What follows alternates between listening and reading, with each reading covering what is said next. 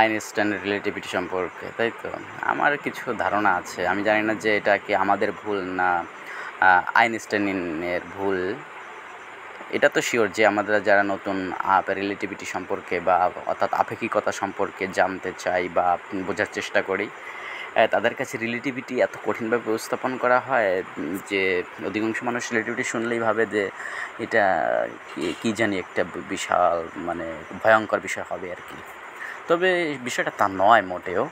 তুমি যদি মোটামুটি পদার্থবিজ্ঞানের কিছু বিষয় সম্পর্কে ধারণা থাকে, তুমি রিলেটিভিটি বুঝতে পারবে। তার ভিতরে একটা হচ্ছে জেনারেল কিছু বিষয়, সেটা সম্পর্কে এখন আলোচনা করে লাভ নেই। আমি জেনারেলভাবে বলছি যে হয়তো বা আইনস্টাইনের কিছু ভুল ছিল বোঝার, অথবা আমাদের কিছু ভুল আছে বোঝার, যেটা হচ্ছে রিলেটিভিটিকে বোঝার ক্ষেত্রে একটু কঠিন করে তোলে। আমি কথা বলছি হচ্ছে জেনারেল রিলেটিভিটি, যে ক্লাসিক রিলেটিভিটির ব্যাপারে। এখন ধরো আমি তোমাকে বলি, দুটো গাড়ি পাশাপাশি চলছে। একটা গাড়ির গতি ঘন্টায় 100 কিলোমিটার, অপর গাড়িটির গতিও 100 কিলোমিটার। তাহলে তাদের টোটাল গতি কত হবে? 100 + 100 200 কিলোমিটার, ঠিক? এবার মনে করো একটা গাড়িতে একজন লোক আছে এবং অপর গাড়িতেও একজন লোক আছে, এবং তারা উভয়ই 100 কিলোমিটার গতিতে পাশাপাশি ছুটে চলছে। এটা তুমি ইমাজিনেশন করো, ঠিক আছে? তাহলে তাদের পরস্পরের সাপেক্ষে তাদের গতি কত? 0, ঠিক? ঠিক কিনা?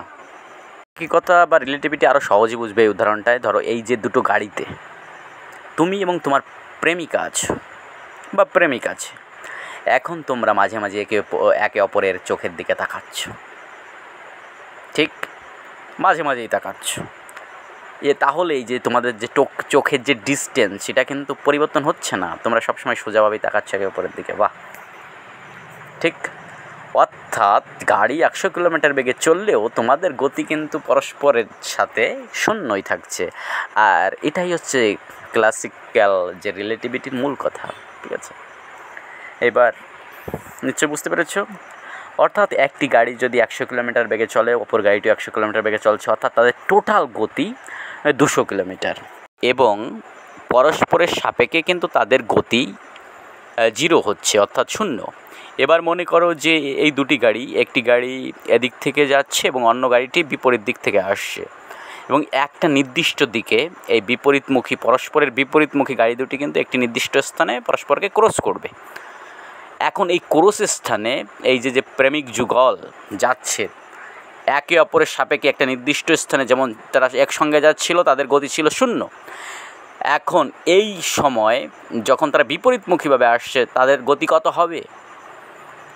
একটা গাড়ির 100 কিলোমিটার, অপর গাড়িটির 100 কিলোমিটার, অর্থাৎ এক প্রেমিক এবং প্রেমিকার উভয়ের মনে হবে যে একে অপরের সাপেক্ষে তাদের গতি 100 + 100 অর্থাৎ 200 কিলোমিটার। এটাই হবে, অর্থাৎ পরস্পরের সাপেক্ষে তাদের গতি 200 কিলোমিটার, এটাই মনে হয়, ঠিক? এবার চলো স্পেসে যাই, অর্থাৎ অন্তরিক্ষে। চোখ বন্ধ করো, মানে ইমাজিনেশন করো। এবার ইমাজিন করো দুটি আলোক রশ্মি বা দুটি আলোক কণা। এটা নিশ্চয়ই তুমি জানো যে আলোক কণা এবং তরঙ্গ দুভাবেই কাজ করে, সেটা অন্য বিষয়। কিন্তু এখন মনে করো যে এই অন্তরিক্ষে দুটি আলোক কণা বা আলোক রশ্মি সূর্য থেকে পৃথিবীর দিকে ছুটে আসছে, পাশাপাশিভাবে ছুটে আসছে। আলোর গতি কত? আমরা জানি সেকেন্ডে 3 লক্ষ কিলোমিটার। তাহলে এই দুটি আলোর কণার একত্রিত গতি কত, বা গতির যোগফল কত? 3 লক্ষ + 3 লক্ষ অর্থাৎ 6 লক্ষ কিলোমিটার, রাইট? আলোর গতি 3 লক্ষ থেকে কিছুটা কম, কিন্তু আমরা ধরে নিই 3 লক্ষ কিলোমিটার, অর্থাৎ 6 লক্ষ কিলোমিটার, ঠিক? এখন এই আলোক রশ্মি দুটি পাশাপাশি একই গতিতে ছুটে চলেছে, তাহলে পরস্পরের সাপেক্ষে তাদের গতি হবে কত? অর্থাৎ একটা আলোক কণা বা রশ্মি থেকে অন্য আলোক কণা বা রশ্মির গতি হবে 0, রাইট? এবার মনে করো এই আলোক রশ্মি দুটি বিপরীত দিক থেকে ছুটে আসছে, অর্থাৎ একটা এদিক থেকে এবং অন্যটা অন্য দিক থেকে, এবং একটা নির্দিষ্ট স্থানে তারা পরস্পরকে ক্রস করবে বা পরস্পরকে অতিক্রম করবে। সেই স্থানে একে অপরের সাপেক্ষে গতি কত হবে? 300 + 300 = 3 লক্ষ + 3 লক্ষ = 6 লক্ষ, রাইট? না, সেটা হবে না। আইনস্টাইনের মতে আলোক না, সেটি হবে না। আইনস্টাইনের মতে আলোক তুমি যেভাবে যে অবস্থায় দেখো না কেন, তার গতি সকল সময় একই হবে, অর্থাৎ সেকেন্ডে 3 লক্ষ কিলোমিটার। আলোর গতি সকল অবস্থাতেই কনস্ট্যান্ট, অর্থাৎ অপরিবর্তনীয়। এখানেই সমস্যার সৃষ্টি হয়। গাড়ির ক্ষেত্রে পরস্পরের গতি 200 কিলোমিটার হচ্ছে, অথচ আলোর ক্ষেত্রে হচ্ছে না। এটা একটা গ্রেট ডাইলেমা, ঠিক কিনা? এবং এটা একটি অতি আজব বিষয়, তাই নয় কি? আবার চোখ বন্ধ করো, ইমাজিনেশন করো, কল্পনা করো দুটি আলোক রশ্মি বিপরীত দিক থেকে ছুটে আসছে। এবার মনে করো কেবল একটি রশ্মি বিদ্যমান আছে এবং অপর রশ্মিটি উজ্জ্বল, বা অপর রশ্মিকে তুমি ঢেকে দিয়েছো বা সরিয়ে দিয়েছো। এই রশ্মিটির গতি কত?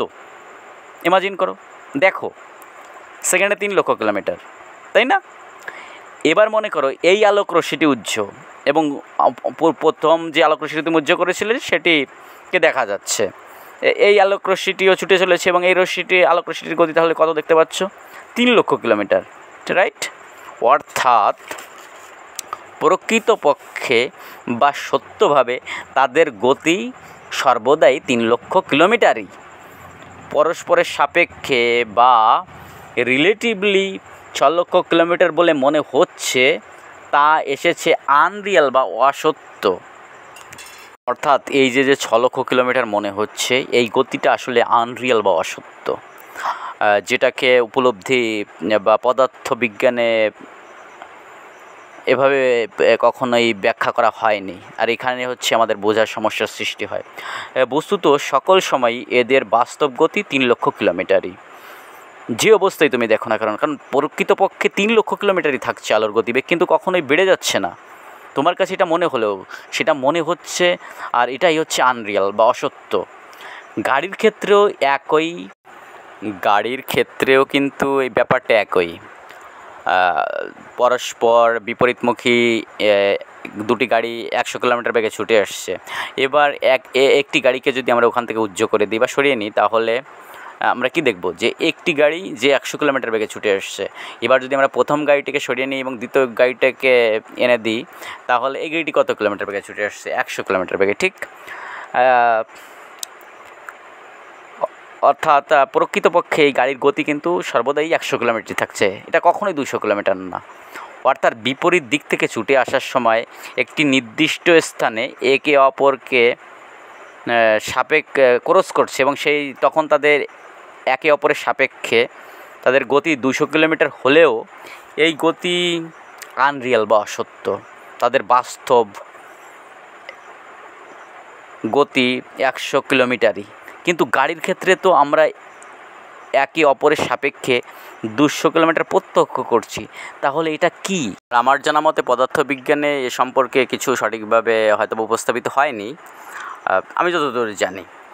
তাহলে এটা কি? এটাকে আমাদের একটা নির্দিষ্ট নামকরণ করতে হবে, যে এই যে আমরা বিপরীতমুখী চলমান দুটি বস্তুর ক্ষেত্রে একটি নির্দিষ্ট স্থানে পরস্পরের সাপেক্ষে যে গতি উপলব্ধি করছি, পরস্পরের সাপেক্ষে পরস্পরের রিলেটিভ, এই গতিটা আসলে আনরিয়াল গতি বা অসত্য গতি। অর্থাৎ আমরা এটাকে এভাবে সংজ্ঞায়িত করতে পারি পদার্থবিজ্ঞানীয় ভাষায়, যে পরস্পর বিপরীতমুখে ছুটে আসা বস্তু একটি নির্দিষ্ট স্থানে পরস্পরের সাপেক্ষে সর্বোচ্চ যে গতিতে উপলব্ধি হয় পরস্পরের সাপেক্ষে, সে গতি আসলে বাস্তব গতি নয়, সে গতি হচ্ছে আনরিয়াল গতি। এবার আর এটাই পদার্থবিজ্ঞান, আর পদার্থবিজ্ঞান এভাবেই কাজ করে। আর আমরা সবথেকে যে ভুলটা করে থাকি ম্যাথমেটিক্যালি বোঝার ক্ষেত্রে বা ম্যাথমেটিক্যালি বা গাণিতিকভাবে আমরা যে এর ভুলভাবে ব্যাখ্যা করছি, তা হলো কিছুটা এরকম। ধরা যাক দুটি গাড়ি বিপরীত দিক থেকে 100 কিলোমিটার বেগে ছুটে এসে একে অপরের সাথে ইম্প্যাক্ট করলো বা সংঘর্ষে লিপ্ত হলো, তাহলে এই ইম্প্যাক্টের টোটাল গতি কত হবে? এদিক থেকে 100 কিলোমিটার, অপর দিক থেকে 100 কিলোমিটার, টোটাল গতি 200 কিলোমিটার, মানে আমি সেই ইম্প্যাক্টের কথা বলছি। কিন্তু না, এখানেই আমরা বুঝতে ভুল করি বা ম্যাথমেটিক্যালি ভুল করি। বস্তুত এখানে 100 + 100 = 100, কারণ এখানে তাদের টোটাল ইম্প্যাক্ট গতি 200 মনে হলেও বস্তুত এই 100 এবং এই 100 গতিবেগ কখনোই 200 হবে না, এ সকল সময়ই 100ই থাকবে।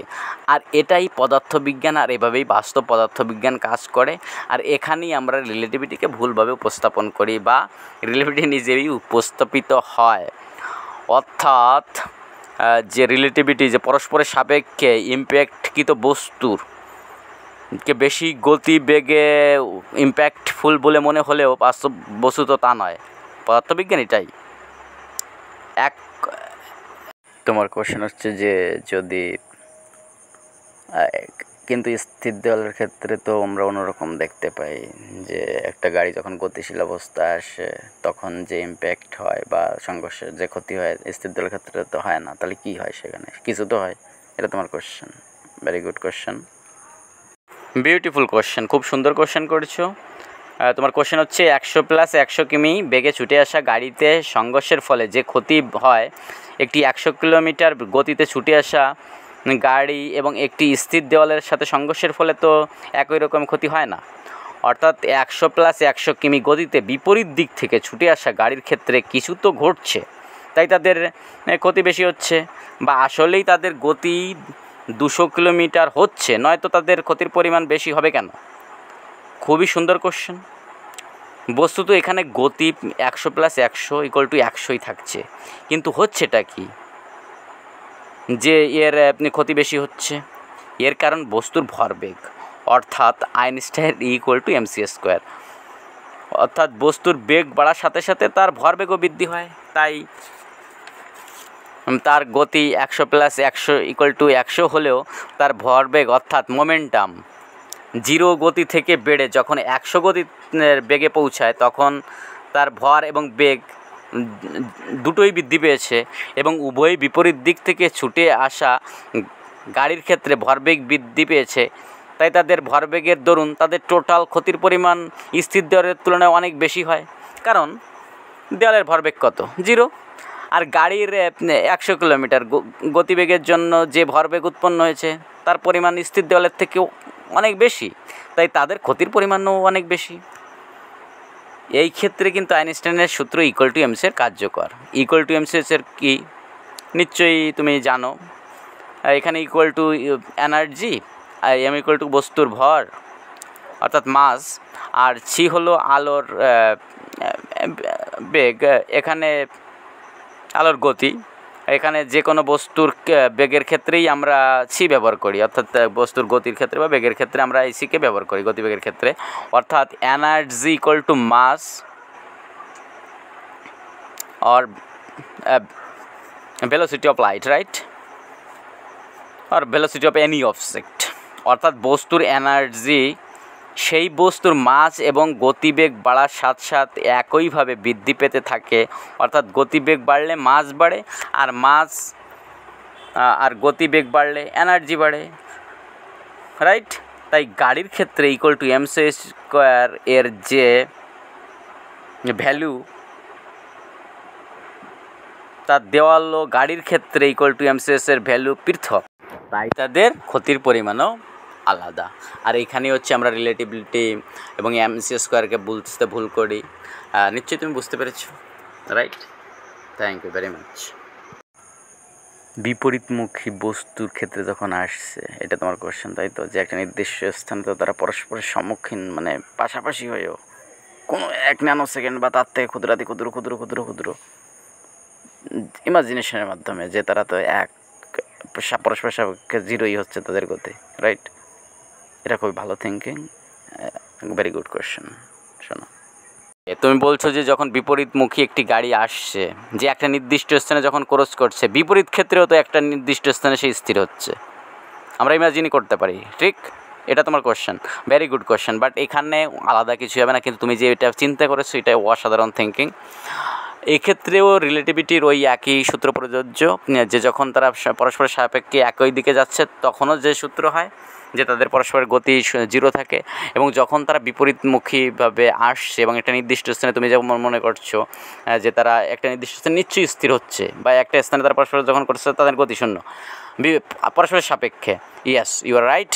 এবং তখনও পদার্থবিজ্ঞানের ওই সূত্রই মেনে চলছে রিলেটিভিটির, যে তখনও তার পরস্পরের সাপেক্ষে তাদের গতি শূন্যই থাকছে, এক্ষেত্রে আলাদা কিছু হচ্ছে না। নিশ্চয়ই বুঝতে পেরেছো। Thank you very much. Okay okay, কিন্তু এখানে একটা ব্যাপার আছে যে তুমি একটা নির্দিষ্ট জায়গায়, এটা তোমার ইমাজিনেশন যে একটা নির্দিষ্ট জায়গায় তারা স্থির হচ্ছে, ইয়েস ইট ইজ রাইট, কিন্তু বস্তুত পৃথিবী মহাবিশ্বের কোনো কিছু স্থির না হবে।